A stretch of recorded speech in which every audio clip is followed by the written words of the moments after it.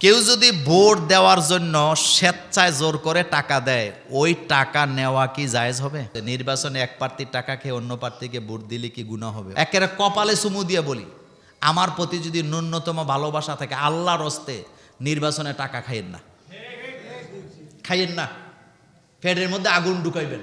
আল্লাহ নিষেধ করছে, হারাম খাইও না। টাকা তো স্বেচ্ছায় দেয় নাকি?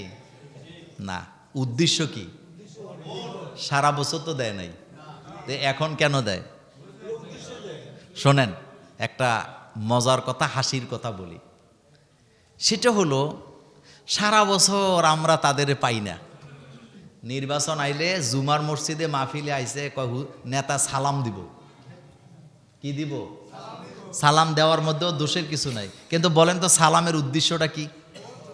কোনো প্রার্থী স্টেজে দাঁড়ায় কইল, আসসালামু আলাইকুম, আমার জন্য দোয়া করেন, আমি ভোট চাইতে আসি নাই। এখনো বোধহয় ভোট চাওয়া হয় নাই। এটা হলো এক ধরনের, না মানে বাটপারে বলা যায় না, এটা হলো এক ধরনের, এটারে কি বলে? কৌশল। হ্যাঁ, শব্দ ঠিক আছে, কি কৌশল। আমি নির্বাচনে দাঁড়াইছি, ভোট চাইতে আসি নাই, মানে এটাই চাওয়া। চাওয়াটা দুই রকমে হয়, একটা পজিটিভ আর একটা নেগেটিভ। আমাদের দেশে কিছু বক্তা আছে না, যারা মাহফিলে যায় কথাবার্তা বলে, কথা কন না কেন? এরকম বক্তা তো বেশিরভাগ বলে কয়ে যায়। তো কিছু বক্তা আছে কয় আমি কন্ট্যাক্ট করি না, তো আপনারা তো এমনি আমারে 30,000 দেন। আচ্ছা, এবার আপনি জুমুর থেকে ফোন দিছেন, আমরা একটা মাহফিল করব, এক বক্তারে ফোন দিছেন, দিয়ে বলতেছেন, ভাই আগামী এত তারিখে তো আমাদের মাহফিল, আপনি কি দাওয়াত রাখতে পারবেন? কয় হ্যাঁ পারবো। তো আপনার হাদিয়া কত দিতে হবে?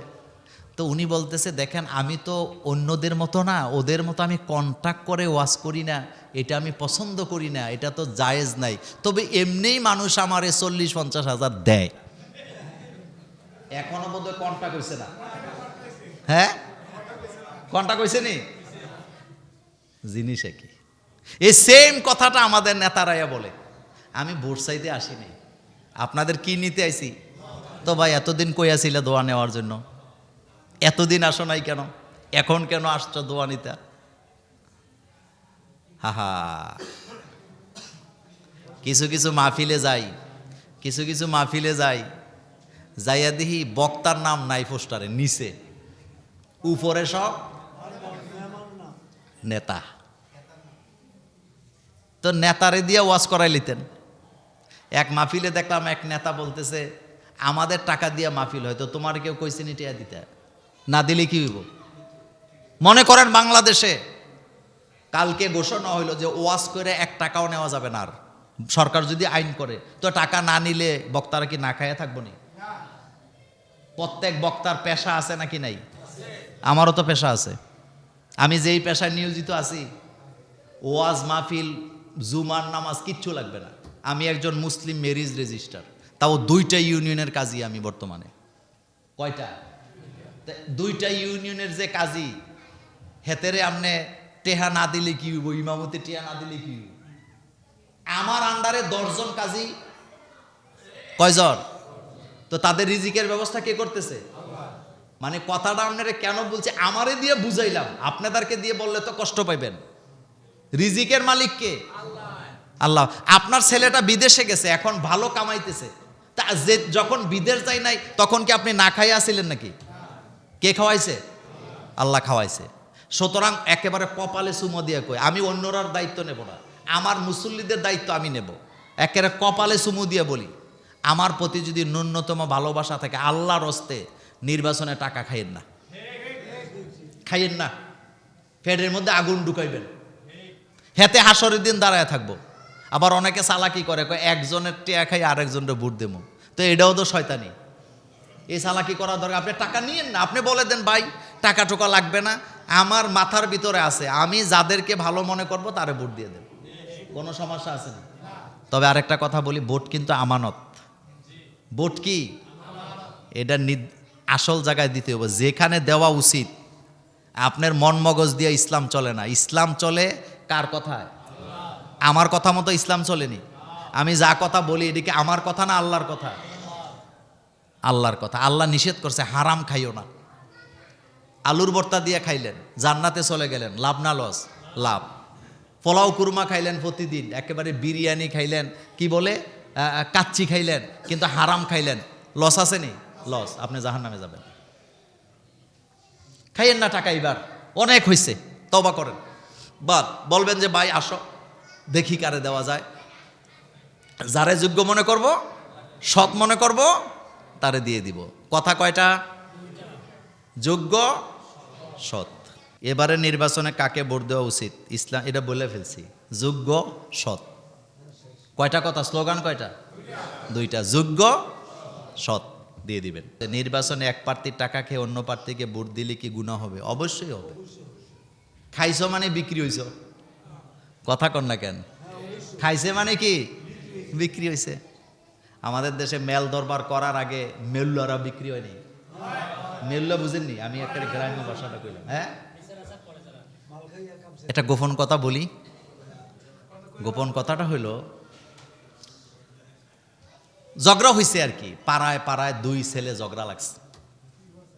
লাগার পরে একটার কাছে মাল আছে, কি আছে, আর একটা একটু গরিব। এখন বিচার তো হবে, শক্ত বিচার। তো যেতে টাকা আছে তে চিন্তা করে বেশি লোক দরকার নাই, 4টা লোক কিনলেই তো হয়। কথা কর না কেন? সবারই কিনুন লাগবো নি? দরবারে দাঁড়াবো কয়জন কিনতে হইব? কিন্তু 60টা কিনতে হইব চাইয়া, এটা ফিলিয়ার চাইয়া। কথা ঠিক নেই? এখন 4 জনকে কিনছে 4000 টাকা দিয়া। কিনার পরে কারে কারে কিনছে এটা কিন্তু যারাদেরকে কিনছে তারা জানে, অন্যরা জানেনি না। মনে করেন মোস্তাক বাইরে জিগাইছে আর কি, যে কারে কারে আপ করা দরকার। তো উনি কইছে তুই এই এই এই 3টারে কিন, তাইলে আর কিছু লাগবে না। মনোযোগ আছে? আচ্ছা, এবার শোনেন, মেল বইছে। বওয়ার পরে মোস্তাক ভাই এবারে দিয়ে কই, এবারে মুরব্বী আমাদের, এবারে একবার জুতা লয়, একবার জুতা লয়, একবার লাঠি লয়। যেতে অন্যায় করছে তারে মারতে যায়, তারে চুল টানতে যায়, তারে জুতা দিয়ে পিঠে দিতে যায়, তারে লাথি দিতে যায়। অন্য অন্য যারা যুবক সহজ সরল আছে তারা আজকে বিচার হইব, জনগণ খবর আছে, আজকে নেই বিচার। হামসি দুমসি কতক্ষণ কইরা। এরপরে মোস্তাক ভাই কি বলতেছে, কাশেম এলাকার ফলাই তো অন্যায় একটা করছে আর কি, তারিখে মাইদা নিলে কথা বুঝেননি? কি বলতেছে? তারিখে মাইরা ফেললে হইবনি। তো একটা কাজ কর, তুই ওমকরে লইয়া যা, তোরা জুরির যে এটা চিন্তা কর কি রায় দেওয়া যায়, আমি তোরার লগে আছি। মূলত মুস্তাক ভাইয়ের নাম কইছে তাদের, যাদেরে কি দিছে। কথা কর না কেন? এখন জুরিত গিয়া রায় তো আগেই ঠিক করে রাখছে মিয়া। তারা জুরিত গেছে আর মোস্তাক ভাই এখন মেল্লারে দমকাইতেছে, আসামি আর বিবাদীরে দমকায়। আমরা যেটা বিচার করবো মানবি তো? মানবি নি? তারা কর না মাইনা জামু কই, আপনারা মুরব্বী মানলাম তো, তাহলে ঠিক আছে তারা জুরির থেকে আয়োগ যেটা কয় সেটা তো কাশেম ভাইয়ের তো আগেই শিখে রাখছে, কি করবে। উনি আয়া হনেন আমরা করে পরামর্শ করছি, কিন্তু পরামর্শের মধ্যে যে গেছে এমনি যায় নাই, আবার হুজুররেও নিছে। কিন্তু হুজুরে এখানে নিছে সু, হুজুরে কি, হুজুরে জিগাইছি নাকি মোল্লা নাজিম রে কিছু জিগাই নাই।